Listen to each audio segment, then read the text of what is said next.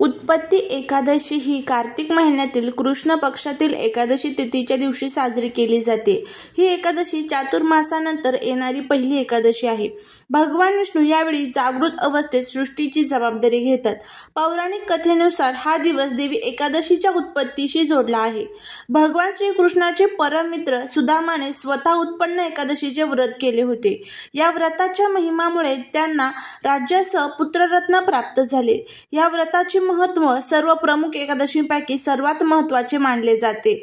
जाणून घेऊया उत्पत्ती एकादशीची तिथी, शुभमुहूर्त, पूजा पद्धत आणि त्याचबरोबर तुळशीला काय अर्पण करायचं आहे त्याबद्दलची संपूर्ण माहिती. उत्पत्ती एकादशी ही कार्तिक महिन्यातील कृष्ण पक्षातील एकादशी तिथीला साजरी केली जाते. उत्पत्ती एकादशीची तिथी 25 नोव्हेंबरला मध्यरात्री 1:01 सुरू होईल, तर 26 नोव्हेंबरला उत्पत्ती एकादशी साजरी केली जाईल. 27 नोव्हेंबरला पहाटे 30:47 उत्पत्ती एकादशीची तिथी समाप्त होईल. उदया तिथी नुसार 26 नोव्हेंबरला उत्पत्ती एकादशीचे व्रत केले जाणार आहे. पुराणात उत्पत्ती एकादशीचे महत्त्व विशेष सांगण्यात आलेले आहे. मान्यतेनुसार देवी एकादशीला या दिवशी भगवान विष्णूच्या अंशातून जन्माला आल्या होत्या. पौराणिक कथेत सांगितले आहे की एकदा भगवान विष्णू योग निद्रेमध्ये होते. जेव्हा मूर नावाचा राक्षस त्यांच्यावर हल्ला करणार होता तेव्हा भगवान विष्णूंच्या शरीरातून एका देवीचा जन्म झाला. त्याने युद्धात मूर नावाच्या राक्षसाचा वध केला. यावर प्रसन्न होऊन भगवान विष्णूंनी देवीला एकादशीचे नाव दिले आणि वरदानही दिले की जी देवी एकादशीची पूजा व्रत करतात त्यांना सुख, समाधान, वैभव आणि सौभाग्य प्राप्त होते. तेव्हापासून एकादशीचे व्रत पाळले जाते. देवी एकादशी सोबत भगवान विष्णूंचीही पूजा केली जाते. उत्पत्ती एकादशीच्या दिवशी सकाळी लवकर उठून स्नान करून स्वच्छ वस्त्र परिधान करावे, मंदिराची स्वच्छता करावी, त्यानंतर दिवा लावून भगवान विष्णूंच्या मूर्तीला अभिषेक करावा. भगवान विष्णूला सुपारी, नारळ, फळे, लवंगा, पंचामृत, अक्षदा, मिठाई, चंदन अर्पण करावे. त्यानंतर भगवान विष्णूंची आरती करावी. भगवान विष्णूला या दिवशी तुळस अर्पण करावी. या दिवशी भगवान विष्णूंची उपासना केल्याने विशेष फळ प्राप्त होते. भगवान विष्णूंच्या पूजेसाठी नैवेद्य अर्पण करताना तुळशीच्या पानांचा समावेश करावा. अशा पद्धतीने संपूर्ण उत्पत्ती एकादशीची आपण माहिती बघितलेली आहे. उत्पत्ती एकादशी का साजरी केली जाते, तिचं महत्त्व काय आहे, संपूर्ण माहिती आजच्या व्हिडिओमध्ये आपण बघितलेली आहे. आता मंगळवारी आहे उत्पत्ती एकादशी. सर्वांनाच माहीत आहे की एकादशी तिथीच्या दिवशी तुळशीच्या सेवेला विशेष महत्त्व दिलं जातं.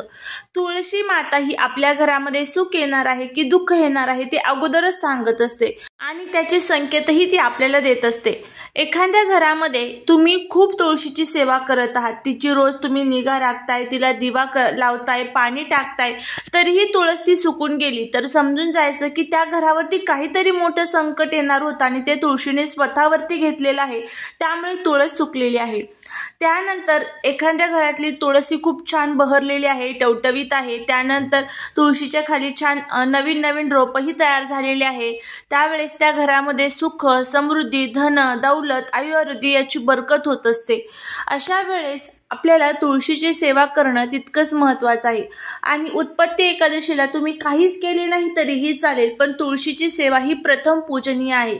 बघा, आपल्या जीवनामध्ये काही लोक असतात, काही शत्रू असतात. त्या शत्रूंचा जो दोष आहे तो दूर व्हावा, त्याचबरोबर आपल्या घराची, पतीची, मुलांची प्रगती व्हावी, त्याचबरोबर आपल्या घरामध्ये जो काही पैसा येतो तो स्थिर अखंड राहावा, त्यासाठी आपल्याला तुळशीची या दिवशी सेवा करायची आहे. आता ही सेवा कशा पद्धतीने करायची याबद्दलची संपूर्ण माहिती या आजच्या व्हिडिओमध्ये आपण घेणार आहोत. त्यामुळे जर तुम्हाला हा व्हिडिओ आवडला तर चॅनलला सबस्क्राईब करा, शेजारील बेल आयकॉनलाही प्रेस करा, म्हणजे माझ्या सर्व नवीन व्हिडिओंचं नोटिफिकेशन तुम्हाला मिळेल आणि तुम्ही एक पण व्हिडिओ मिस करणार नाही. त्याचबरोबर कमेंटमध्ये जय माता लक्ष्मी लिहायला अजिबात विसरू नका. उत्पत्ती एकादशीच्या दिवशी तुम्हाला सर्वात प्रथम सकाळी लवकर उठायचं आहे. आता आपल्याला उत्पत्ती एकादशीच्या दिवशी सकाळी तुळशीची पानं सुद्धा पूजेसाठी लागणार आहेत. त्यामुळे चुकून सुद्धा या दिवशी तुळशीची पानं तोडायची नाही, तर तुम्हाला सोमवारीच ही तुळशीची पानं अगोदरच सकाळी तोडून ठेवायची आहे. ती तुम्ही पाण्यामध्ये ठेवू शकतात किंवा फ्रीजमध्ये ठेवू शकतात आणि ती तुम्ही मंगळवारी पूजेमध्ये वापरू शकतात. त्यानंतर सर्वात महत्त्वाचं म्हणजे एकादशी तिथीच्या दिवशी तुळशी मातेचा हा निर्जला उपवास असतो. त्यामुळे आपण तुळशीला या दिवशी कोणत्याही प्रकारचे द्रव पदार्थ जे असतात, म्हणजे असेल पाणी असेल, दूध असेल, उसाचा रस असेल तर ह्या वस्तू आपण अर्पण करत नाही, कारण त्या दिवशी तिचा निर्जला उपवास असतो आणि तो तिने भगवान विष्णूंसाठी ठेवलेला असतो. त्यामुळे तिचा उपवास तुटू नये, त्याचं जे पाप आहे तर ते आपल्या डोक्यावरती लागू नये, त्यासाठी हे द्रव पदार्थ अर्पण केले जात नाही. मग असे काही पदार्थ आहेत तर ते जर आपण देवीला अर्पण केले, म्हणजेच एकादशीच्या दिवशी आपण जर तुळशी मातेला अर्पण केले तर लक्ष्मी साक्षात आपल्या घरावरती प्रसन्न होत असते, कारण तुळशीमध्ये साक्षात माता लक्ष्मीचा निवास असतो. तर आता अशा कोणत्या वस्तू आहेत ज्या अर्पण केल्यामुळे आपल्या घराचीही भरभराट होईल आणि जीवनातील जो काही शत्रुपीडेचा त्रास आहे तोही दूर होईल आणि लक्ष्मी प्राप्तीतील ज्या काही अडचणी आहेत तर त्याही दूर होतील. तर आता सर्वात प्रथम तुम्हाला एक छान तुपाचा दिवा प्रज्वलित करून घ्यायचा आहे. हा उपाय तुम्ही सकाळीच करायचा आहे, हे लक्षात ठेवा. तुपाचा दिवा असावा, तेलाचा वगैरे शक्यतो करून लावू नका. तूप नसेल तर मग तेलाचा लावला तरीही चालेल.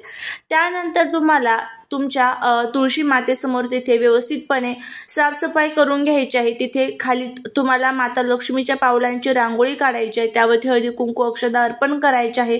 थोड्याशा तुम्हाला तिथे दिव्याने ओवाळायचं आहे. त्यानंतर तुळशी मातेला हळदी कुंकू अक्षदा अर्पण करायचे आहे, दिव्याने ओवाळायचं आहे, फुले अर्पण करायची आहे.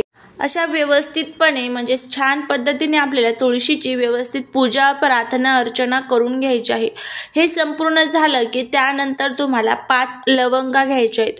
लवंगा ह्या देवी लक्ष्मीला अतिशय प्रिय असतात. ह्या 5 लवंगा घेत असताना त्या कुठेही तुटलेल्या नकोत, फुटलेल्या नकोत, इतकं लक्षात ठेवायचं आहे. अखंड फुलवाल्या लवंगा घ्यायच्या आहेत. दिव्यालाही नमस्कार करायचा आहे. तुळशीसमोर तुम्हाला आसन टाकून बसायचं आहे. त्यानंतर पहिली लवंग तुम्हाला हातात घ्यायची आहे आणि त्यानंतर तुम्हाला महालक्ष्मी अष्टकमचं पठण करायचं आहे. ती लवंग तुळशीच्या मातीमध्ये तुम्हाला पुरायची आहे. त्यानंतर पुढची लवंग घ्यायची आहे, त्याच्यावरतीही तुम्हाला महालक्ष्मी अष्टकमची सेवा करायची आहे, तुळशीच्या मातीत पुरायची.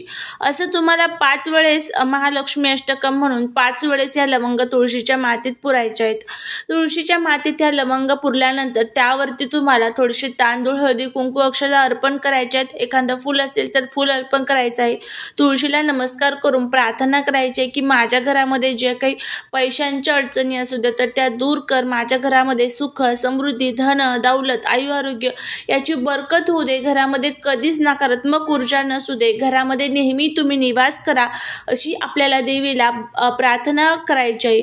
भगवान विष्णूंसोबत नेहमी तुम्ही या घरामध्ये अखंड निवास करा, अशी प्रार्थना करायची आहे.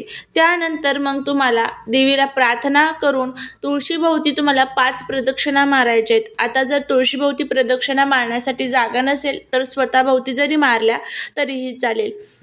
तर नक्की तुम्ही हा जो उपाय आहे तो करून बघा, नक्की तुम्हाला त्याचा फायदा होईल. सुतक पिरियड्स असेल तर तुम्हाला हा उपाय करता येणार नाही. झालेली सेवा ही महाराजांच्या चरणी रुजू करते. व्हिडिओ जर आवडला असेल तर लाईक, शेअर आणि सबस्क्राईब करायला विसरू नका.